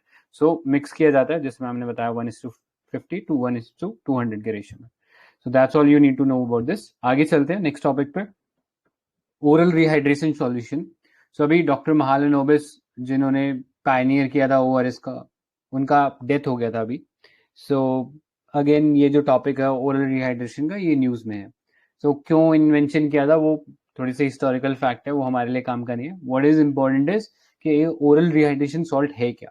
So this oral rehydration salt was developed by doctor Mahalanobis during a refugee camp in 1971 Bangladesh liberation war.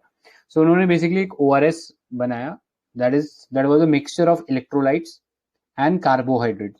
So electrolyte यानी salts और carbohydrate मतलब sugar.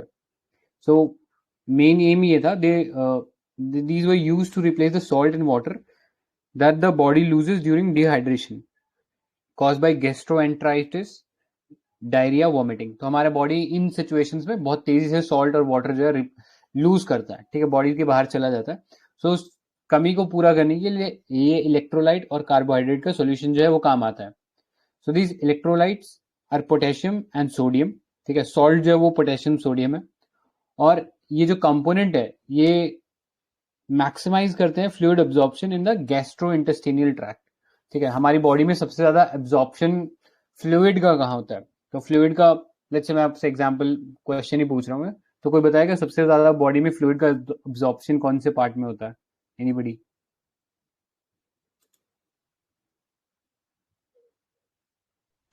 ठीक है, तो याद no, it's small intestine, सबसे ज्यादा liquid का अब्जॉर्प्शन वहां होता है, एंड बाकी जो बच गया फिर वो लार्ज इंटेस्टाइन में होता है, ठीक है। सो दिस ORS जो है ये मैक्सिमाइज करता है fluid absorption in this gastro intestinal tract. Gastro मतलब स्टमक और फिर इंटेस्टाइन का जो पूरा ट्रैक्ट है। सो ये जो गैस्ट्रो इंटेस्टिनियल ट्रैक्ट जो है, this relies on sodium glucose cotransporters SGLTs which are carrier proteins in the intestinal cell. ये जो को ट्रांसपोर्टर है, इसका मतलब ये है कि बाकी जो सब्सटेंसेज हैं उसको अपने साथ ले जाते हैं अक्रॉस द मेम्ब्रेन। सो हमारे इंटेस्टाइन के अंदर एक छोटा सा कंपोनेंट होता है जिसको कहते हैं विली। ये विली जो है ये छोटे छोटे से प्रोट्रूजन होते हैं या सकर्स होते हैं हमारे इंटेस्टाइन के अंदर, पूरे लाइंड होते हैं, और वो ये पानी जो है या जो एक्सेस फ्लूइड, जो भी फ्लूइड होता है उसको सक करने का काम करता है। सो ये अक्रॉस द मेम्ब्रेन फिर वो चीजें पास होती हैं। सो ये को ट्रांसपोर्टर की तरह काम करते हैं ये इलेक्ट्रोलाइट्स हैं। नेक्स्ट, सोडियम जो है इसको जरूरत होती है ग्लूकोज की to be properly absorb, and therefore this ORS contain both glucose and sodium. And since 1975, the WHO and UNICEF have used ORS to treat dehydration due to diarrhea. And diarrhea जो है एक बहुत ही leading cause है children under as of 5, ठीक है। जो under 5 mortality है उसका एक बहुत लीडिंग कारण डायरिया है, कि समय पर उन्हें ये बेसिक से न्यूट्रिएंट जो थे वो नहीं मिल पाए, एंड बहुत सारे बच्चों की मोर्टेलिटी देखने को मिलती है इसकी वजह से। तो ये ORS जो है एक बहुत ही बड़ा और बहुत ही फ्रूगल से हम कह सकते हैं सॉल्यूशन था जिसने इतने ज्यादा बच्चों की जान बचाई, ठीक है। So this is all you need to know about this. So next topic पे चलते हैं, डिजीज एंड न्यूज। सो पहला वायरल डिजीज है मॉन्की पॉक्स, काफी न्यूज में था। So this monkeypox has satisfied the requirement of public health emergency of international concern. और ये अनाउंस कौन करता है कि ये public health emergency international concern का? तो WHO जो है वो ये अनाउंस करता है, and it has recommended a new name mpox for the monkey pox, क्योंकि अभी जो नाम है ये थोड़ा सा स्टिग्मेटाइज है।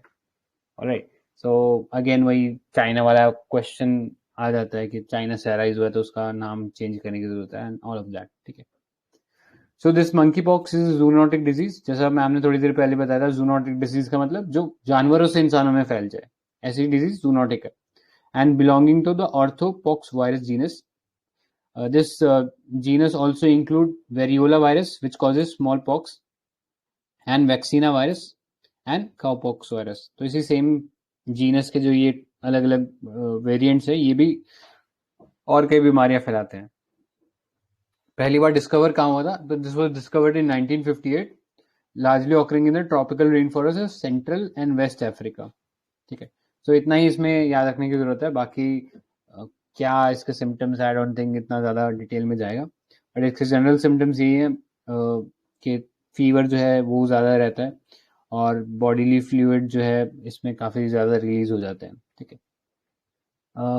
नेक्स्ट, इसमें थोड़ा सा रिलेटेड न्यूज़ में देख सकते हो, according to the international health regulation an outbreak qualifies as public health emergency of international concern under condition when there is unusual or unexpected potential for international spread and require an immediate response. So एक बार जैसे ही ये spread करने लग जाता है internationally, this is declared as pandemic. So आपको difference पता ही होगा एपिडेमिक पेंडेमिक के बीच में। एपिडेमिक जब वो एक ही कंट्री या एक ही रीजन के अंदर फैल रहा है, लेकिन pandemic when it is start spreading internationally, ठीक है। सो अभी इंटरनेशनल हेल्थ रेगुलेशंस के अंडर इस चीज को डिक्लेयर किया गया है that this is a variant of concern, सिर्फ इस आइडिया से कि इसका जो स्प्रेड है उसको रोका जा सके, ठीक है। That is all you need to know about this monkeypox and this declaration by WHO that this monkeypox is an public health emergency of international concern. आगे चलते हैं। Next is human papilloma virus. So Cervavac, the countries first quadrivalent human papilloma vaccine was approved for market authorization. बनाया किसने? Serum Institute of India ने बनाया। So human papilloma virus एक sexually transmitted virus है that causes cervical cancer, ठीक है। And cervical cancer is one of the leading causes for women, ठीक है। और लार्जली अनप्रिवेंटेड जाता है because of all the stigma that is associated with this disease. ठीक है. सो अगर this cervical cancer can be eliminated if all pre-pubertal girls are given HPV vaccine globally. ठीक है. तो वैक्सीन इसके लिए आ चुका है और उसको टेस्टिंग भी चल रहा है. तो याद रखना, human papilloma virus is related to cervical cancer. Next, Epstein-Barr virus. So this, as per a recent study, cancer-causing EBV, Epstein-Barr virus, can affect neural cells leading to disease of central nervous system. So this study was conducted by IIT Indore under the Fund for Improvement of Science and Tech Infrastructure Scheme. और EBV virus जो है widely present है human population में. They are usually harmless until reactivated inside the body with some unusual condition. तो जिन्हें हम कुछ chemicals होते हैं जिन्हें हम बोलते हैं कार्सिनोजेनिक. जैसे आपने सुना होगा सिगरेट इज कार्सिनोजेनिक, यानी हमारी बॉडी में ऑलरेडी कुछ कैंसर कॉजिंग सब्सटेंसेस होते हैं, उसको एक्टिवेट कर देती है. तो that is this Epstein Barr virus. Generally harmless होता है, बॉडी के अंदर ही होता है, लेकिन जैसे ट्रिगर हो जाता है तो कैंसर कॉज कर सकता है सेंट्रल नर्वस सिस्टम में. Next is zombie virus. So this zombie virus has emerged due to thawing of permafrost as the global temperature is rising. So permafrost आप जानते हो, ऐसा लेयर ग्राउंड के या जो अर्थ का जो टॉप मोस्ट लेयर है उसके नीचे ऐसा लेयर जो कि अभी फ्रोजन कंडीशन में है. जनरली जो साइबेरिया एरिया है या जो अपर टेम्परेट का जो रीजन है या पोलर के आसपास, उसको हम लोग जनरली वहां पे देखने को मिलता है कि परमाफ्रॉस्ट है. तो अभी जैसे जैसे ग्लोबल वार्मिंग हो रही है, ये परमाफ्रॉस्ट पिघल रहा है, एंड उस परमाफ्रॉस्ट के अंदर बहुत ज्यादा कार्बन जो था वो सिक्वेस्टर्ड था. यानी बहुत सारे ऐसे ऑर्गेनिक मैटर है जो डिकम्पोज नहीं हुआ लेकिन अभी भी वहां पे प्रेजेंट था बिकॉज वो आइसी कंडीशन में था. अब जैसे जैसे वो आइस पिघल रही है तो उसमें से वो जो डेड डिकेइंग मैटर था जो कई करोड़ों या लाखों सालों पुराना है वो बाहर आ रहा है, और उसमें से उसके साथ जो वायरसेस या जो बैक्टीरिया है वो भी बाहर आ रहे हैं. ठीक है. That is all you need to know about it. इसमें ज्यादा कुछ खास नहीं है. नेक्स्ट चलते हैं, मार्बर्ग वायरस डिजीज. हेलो. ये ज़ॉम्बी वायरस की तरह ज़ॉम्बी आइस भी पड़ा है, इससे ही ऐसे रिलेटेड हमने ग्रीनलैंड एरिया में. बताइए क्या था. हाँ, ज़ॉम्बी आइस वो जिसमें फ्रेश स्नो अक्यूमुलेट नहीं हो रहा है और वो बहुत हाई रेट में वो पिघल रही है. ये ग्रीनलैंड के एरिया में हमने देखा था. राइट. या डूम्ड आइस भी शायद इसको बोलते हैं ना. हाँ, डूम्ड आइस भी कहते हैं. कूल है. ठीक है, नेक्स्ट टॉपिक पे चलते हैं, मार्बर्ग वायरस डिजीज. तो गाना ने पहला रिपोर्ट किया है case of Marburg disease. This is a highly infectious haemorrhagic fever with a fertility of up to 88%. So बहुत हाई फर्टिलिटी रेट है इस डिजीज के अंदर, 88% का. अभी कोविड की बात करूँ तो उसमें fertility rate was around 3 to 4% at max. So यहाँ पे फर्टिलिटी रेट बहुत ज़्यादा हाई है और इसलिए ये थोड़ा सा प्रॉब्लमैटिक है. So this was first identified in 1967 in Germany's Marburg and Frankfurt. This belongs to the same family as Ebola और spread होता है फ्रूट बैट्स के थ्रू. ठीक है. तो अगेन जूनोटिक डिजीज का ही एग्जाम्पल है. करंटली कोई वैक्सीन नहीं है ऐसा हमारे पास इस मार्बर्ग वायरस डिजीज के लिए. तो ये याद रखना है इसके बारे में. फिर है अफ्रीकन स्वाइन फीवर. तो कुछ एक केसेस अफ्रीकन स्वाइन फीवर के बिहार से आए हैं. So this is highly contagious and deadly virus affecting pigs and wild boar with a 100% case fatality rate. So there is no threat to human, मतलब अभी zoonotic नहीं है because इसमें से जो बीमारी है वो पिग से ह्यूमन में ट्रांसफर नहीं हो रही है. लेकिन हमारे जो कैटल या जो लाइफ स्टॉक है उसके लिए थोड़ा सा प्रॉब्लमेटिक है क्योंकि 100% डेथ रेट है इसके अंदर. सो इतना ही है इसमें जानने लायक. आगे चलते हैं. टोमेटो फ्लू या tomato fever. The cases have been reported across several states in India. तो यहाँ पे ये जो फ्लू है इसके अंदर देखने को मिलता है कि बहुत ज़्यादा फीवर हो गया, जॉइंट पेन हो गया, एंड जो बॉडी के जो पार्ट हैं वो रेड और टोमेटो लाइक रैशेस डेवलप हो जाते हैं. और children below the age of 5 years and adult with weaker immunity, उनके अंदर ये टोमेटो फ्लू जो है जनरली इफेक्ट करता है. सो यहाँ पे सिम्टम्स जो है कोविड-19 जैसे लगते हैं लेकिन it is not related to SARS-CoV-2. ठीक है. जो कोविड-19 फैलाने वाला जो वायरस है उससे लेना देना नहीं है. अभी इसका भी कोई ट्रीटमेंट और वैक्सीन अवेलेबल नहीं है. फिर है लंपी स्किन डिजीज. सो काफ़ी न्यूज़ में था, सभी लोगों ने इसके बारे में ज़रूर सुना ही होगा. So this lumpy pro vaccinate vaccine has been developed by ICAR. So this is a homologous, live attenuated, specifically targeted to cattle to protect cattle against this LSD virus. तो homologous क्या होता है? बेसिकली हम जो ये virus है, lumpy skin disease को फैलाने वाला जो वायरस है, इससे सिमिलर उसके जो कंपोनेंट्स है, जो भी एंटीजेंस है, उसको यूज कर रहा है, और उस एंटीजेंस के इस्तेमाल से ही हम लोग ये वैक्सीन को तैयार किया है. So this LSD is a vector borne pox disease that is caused by capri pox virus and is emerging threat to livestock world wide. तो जनरली ये बीमारी जो थी अफ्रीका में देखने को मिल रही थी, but this time this came to India also. और genetically it is related to goat pox and sheep pox virus family. This lumpy skin disease affects cattle, water buffalo, mainly through vectors. तो vectors क्या होता है? ये vectors एक तरीके का career होता है एक सर्टेन वायरस का या एक पैरासाइट का. जैसे एनोफिलिस मस्किटो जो है वो एक वेक्टर है फॉर मलेरिया, और मलेरिया को फैलाता कौन है? पैथोजन कौन सा है? तो प्लाज्मोडियम है. ठीक है. So these blood feeding insects जो है वो ये बीमारी को फैलाते हैं. This disease was endemic in most of African countries, but उसके बाद ये स्प्रेड कर गई है across the world. This disease is not zoonotic, meaning this does not spread to humans. Next है white spot syndrome virus. So scientists from this Aga Khan Research Institute have developed and patented a diagnostic tool to detect white spot syndrome virus. और ये जो Aga Khan Research Institute है, ये department of science and tech के under आता है, एक autonomous institute है. और ये व्हाइट स्पॉट सिंड्रोम वायरस की अगर हम बात करें तो this is a DNA based contagious infection of crustaceans that cause high level of mortality in cultured shrimps. तो क्रस्टेशियन जो है वो जो ये श्रिम्प्स की फैमिली के होते हैं, मतलब जो फिशेस, मतलब मराइन जो कैल्शियम शेल वाले जो ऑर्गेनिजम्स होते हैं, उनके लिए ये जनरली देखने को मिलता है, और ये बीमारी भी इन्हीं श्रिम्प्स को अफेक्ट करती है. ठीक है. So this virus only affects crustaceans and appears not to be related to any other virus. At present कोई ट्रीटमेंट नहीं है इसका. सो एक अनरिस्ट्रिक्टेड ऑकरेंस और स्प्रेड है इस डिजीज का. तो इसके लिए ये Aga Khan रिसर्च इंस्टीट्यूट ने एक बहुत ही अच्छा टूल किट बनाया. नेक्स्ट है porcine virus. So this porcine virus is identified as a possible reason for death of first patient to have xenotransplantation. So if you remember, कुछ समय पहले एक केस आया था जहाँ पे ह्यूमन के अंदर जो पिग का जो ऑर्गन था वो लगा दिया गया था. ठीक है. सो यहाँ पे ये xenotransplantation जो किया उसी को हम बोलते हैं animal to human transplant.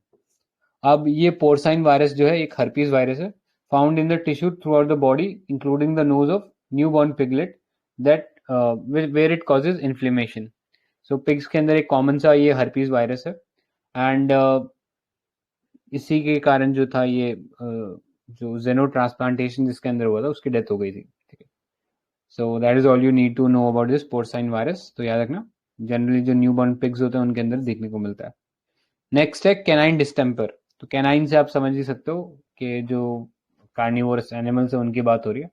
So this Gujarat biotechnology research centre completed the first trials of canine distemper vaccines for the Asiatic lion. और ये कैनाइन डिस्टेम्पर ये कॉज कैसे होता है? तो अगेन वायरल डिजीज है, पैरामॉक्सी वायरस जो ये डिजीज को कॉज करता है, and it is spread by bodily fluids like infected urine, blood, saliva. और ये वायरस अटैक करता है respiratory, gastrointestinal, nervous system of puppies and dogs and can be transmitted to lions, tigers and leopards. So अभी इसके लिए कोई cure नहीं था. ठीक है. Apart from this vaccine as such जो अभी डेवलप की गई है.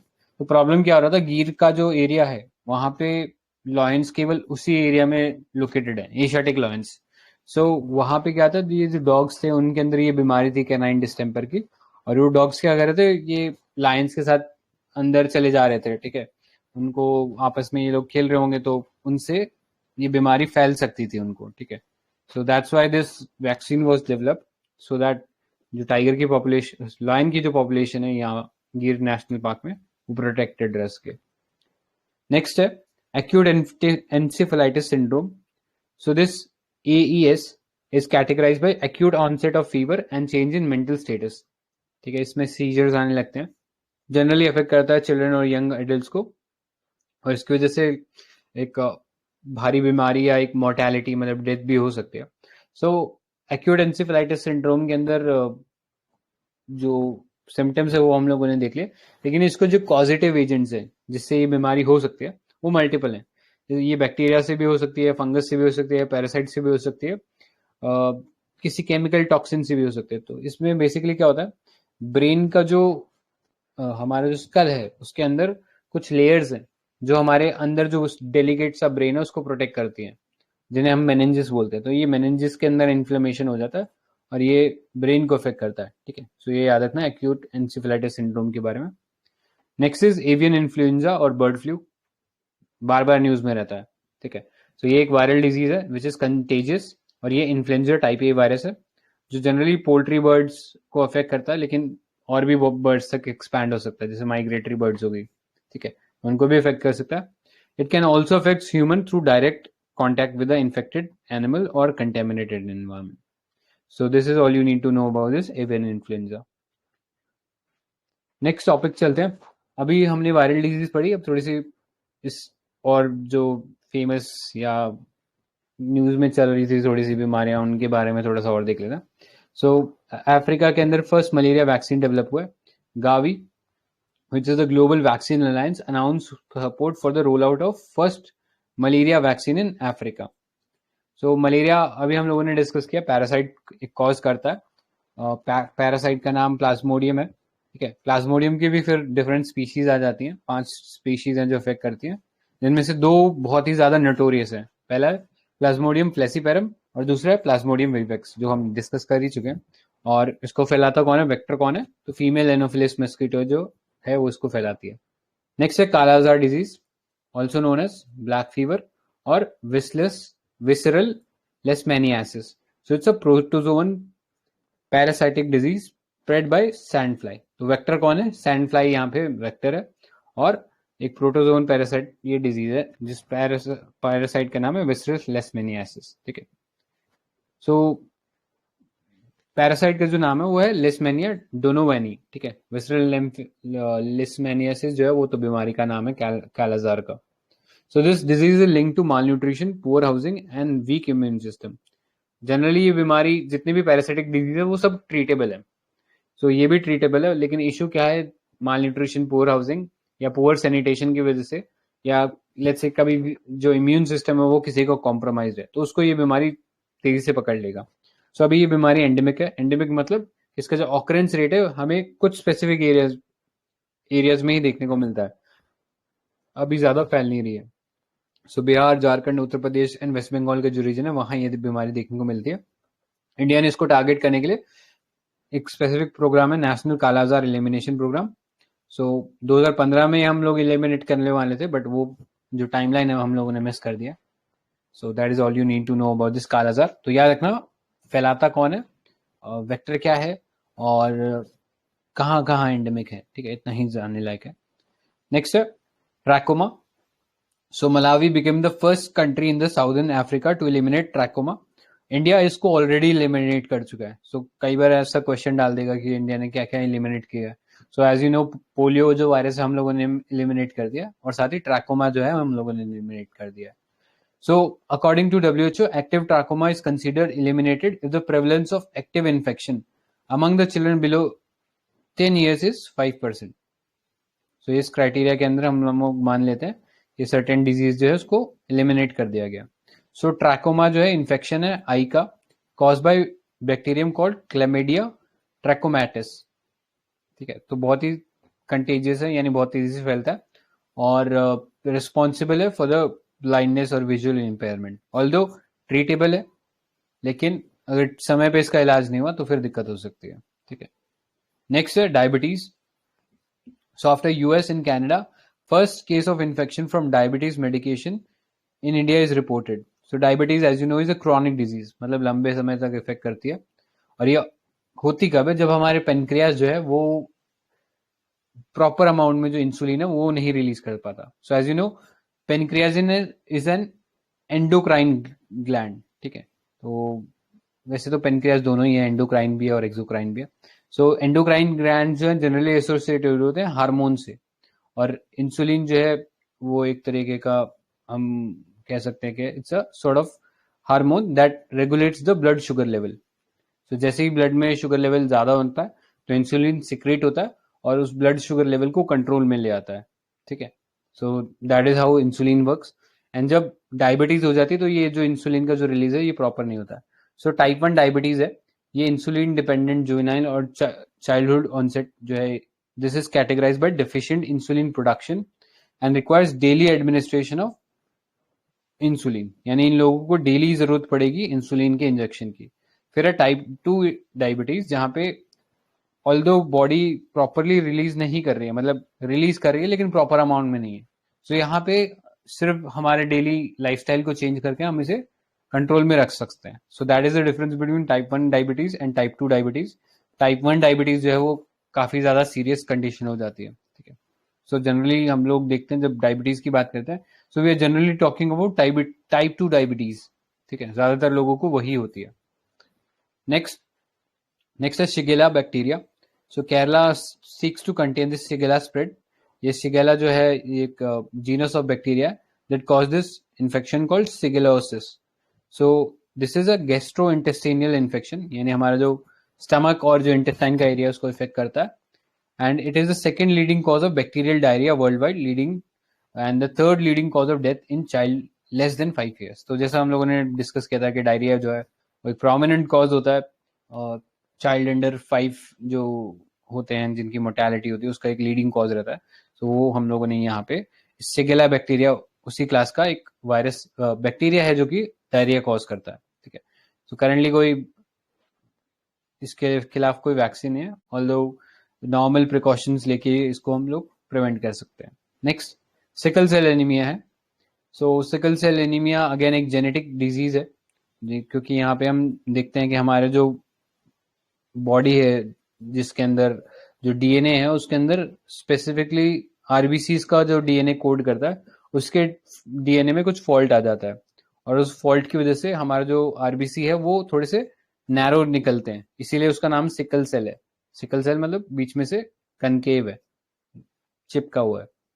So this ultimately affects to this poor performance of the RBCs, and इससे जो थोड़ा ब्लड फ्लो है वो प्रॉपर नहीं होता है, ठीक है। This is all you need to know about sickle cell anaemia.